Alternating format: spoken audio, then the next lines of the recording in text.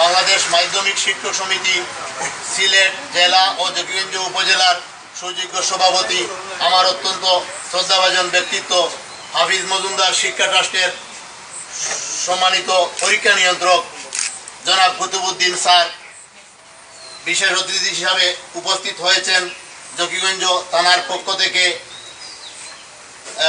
SI Raju Ahmad বিশেষ অতিথি হিসাবে উপস্থিত আছেন, কনস্টেবল নিতেন্দু বাবু এবং অত্র সংস্থার আমার সম্মানিত সহকর্মীবৃন্দ, এলাকার মুরব্বিয়ান, যুবক এবং মা বোনেরা, সকলের প্রতি আমার শ্রেণীমতো সালাম, আদাব এবং শুভেচ্ছা জানিয়ে আমি আমার বক্তব্য শুরু করছি।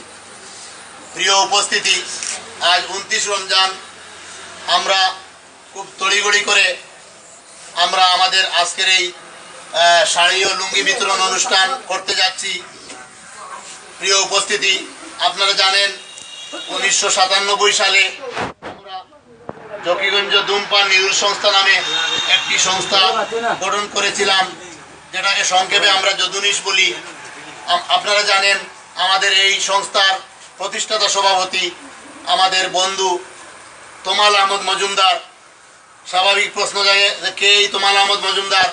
আমাদের জকিগঞ্জ উপজেলার মাননীয় সংসদ সদস্য আলহাজ হাফিজ আহমদ মজুমদারের ছোট ভাই জনাব তোমাল আহমদ মজুমদার আমাদের এই সংস্থার প্রতিষ্ঠাতা সভাপতি এবং এখনও উনি সভাপতি।